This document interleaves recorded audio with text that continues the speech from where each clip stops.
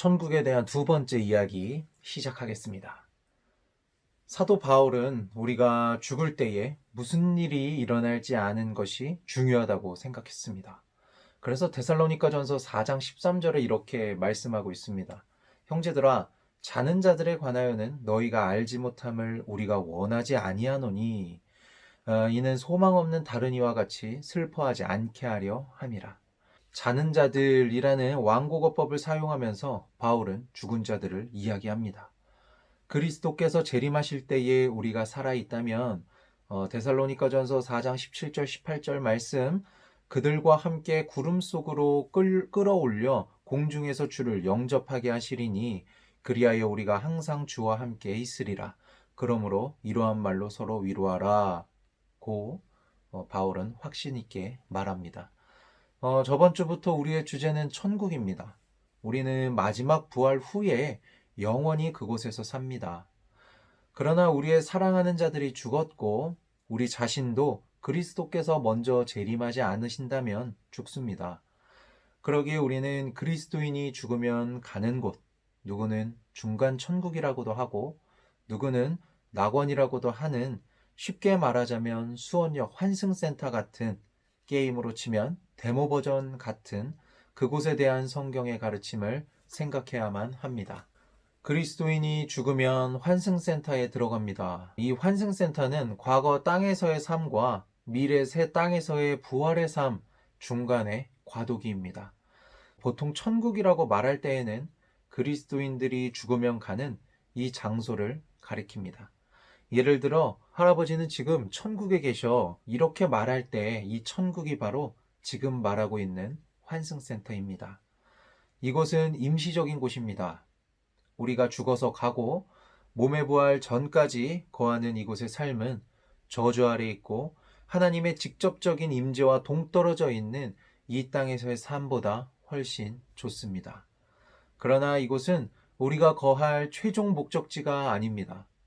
놀라운 곳이긴 하지만 환승센터 천국은 우리가 이를 위해 지음을 받은 장소, 즉 하나님께서 우리로 영원히 살도록 다시 지으시겠다고 약속하신 그 장소가 아닙니다. 하나님의 자녀들은 부활한 땅에서 부활한 존재로 영생을 누리기로 예정되어 있습니다. 저는 신혼여행을 이탈리아로 갔습니다. 환승을 위해 홍콩에 들려 시간을 보냈습니다. 그리고 다시 홍콩에서 이탈리아로 가는 비행기를 탔습니다. 저는 비행기 티켓을 검사하는 직원이 어디로 가냐고 물을 때 홍콩이라고 답하지 않았습니다. 최종 목적지가 이탈리아였기 때문에 이탈리아라고 말했습니다. 홍콩은 잠시 머무르는 곳일 뿐이었습니다. 진짜 목적지는 이탈리아였습니다. 마찬가지로 우리가 죽어서 가는 천국은 환승센터로서의 임시거처이고 우리의 최종 목적지인 새 땅으로 가는 그 중에 잠시 머무르는 곳입니다. 우리는 그리스도와 그리고 다른 이들과 함께 영원히 함께 삽니다. 그러나 그곳은 환승센터가 아니라 새 땅입니다. 그곳에서 하나님은 그의 백성과 함께 거하십니다. 환승센터 천국과 영원한 천국, 즉 새 땅의 모습이 아주 똑같지는 않을 것입니다. 물론 우리가 지금 지옥이라 부르는 곳도 그 위치가 바뀔 것입니다. 크고 흰 보좌 심판 후에 지옥은 영원한 불못에 던져집니다. 환승센터 천국과 미래의 영원한 천국의 모습은 어떠할까요? 현재 환승센터 천국은 천사들의 영역에 속하며 땅과 분명히 구분됩니다. 대조적으로 미래 천국은 인간의 영역인 땅에 속합니다. 하나님의 장막은 부활한 우주에서 인간의 장막이 됩니다. 계시록 21장 1에서 3절 말씀 보면 또 내가 새 하늘과 새 땅을 보니 처음 하늘과 처음 땅이 없어졌고 바다도 다시 있지 않더라. 또 내가 보매 거룩한 성 새 예루살렘이 하나님께로부터 하늘에서 내려오니 그 준비한 것이 신부가 남편을 위하여 단장한 것 같더라. 내가 들으니 보좌에서 큰 음성이 나서 이르되 보라, 하나님의 장막이 사람들과 함께 있음에 하나님이 그들과 함께 계시리니 그들은 하나님의 백성이 되고 하나님은 친히 그들과 함께 계셔서 라고 말씀하고 계십니다. 하나님의 장막, 천국이 어느 날 새 땅에 있을 것입니다. 천국에 있던 새 예루살렘이 천국에서 하나님께로부터 내려온다는 사실에 주의하십시오. 천국은 어디로 갑니까? 새 땅으로 갑니다. 그 후로 계속해서 하나님의 장막은 구속받은 사람들과 함께 땅 위에 있게 됩니다. 하나님이 우리와 함께 살려고 새 땅으로 내려오신다는 사실은 본래 하나님의 계획과도 완벽하게 일치합니다. 하나님은 아담과 하와를 천국으로 데리고 가서 살 수도 있었습니다. 그러나 그분은 그들의 세계로 내려와서 그들과 함께 걸으셨습니다. 예수님도 제자가 되려는 사람들에게 이렇게 말씀하셨습니다.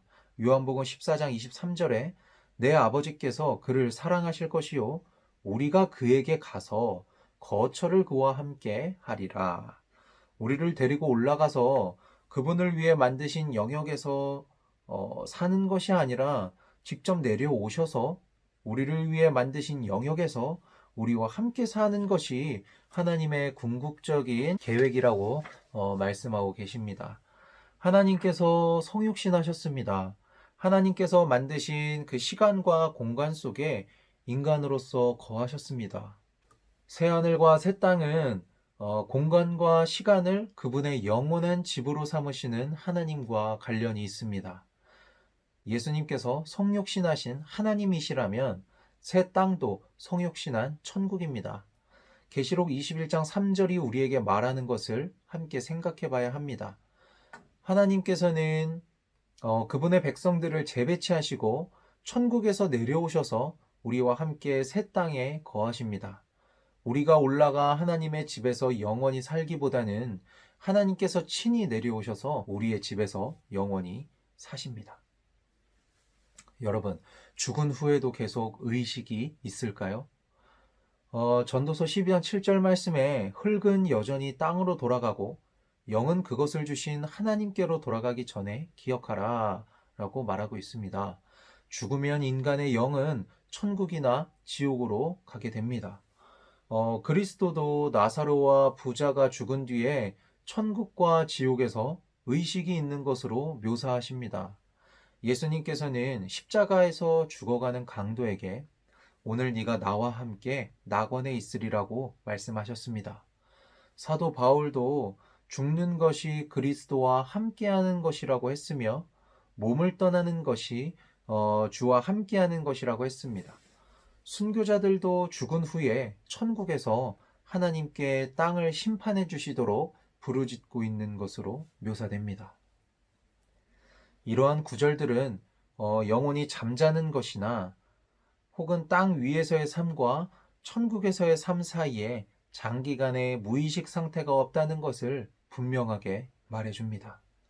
잠을 잔다는 말은 죽음의 완고거법으로 우리 몸의 외양을 묘사한 것입니다.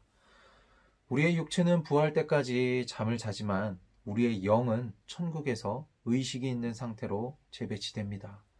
계시록은 죽은 자들이 부활하기 전에 환승센터 천국에서 말을 하고 예배하는 모습을 말하고 있는데 이 모든 말씀들은 우리의 영이 죽은 뒤에 자지 않고 의식이 있음을 말해줍니다.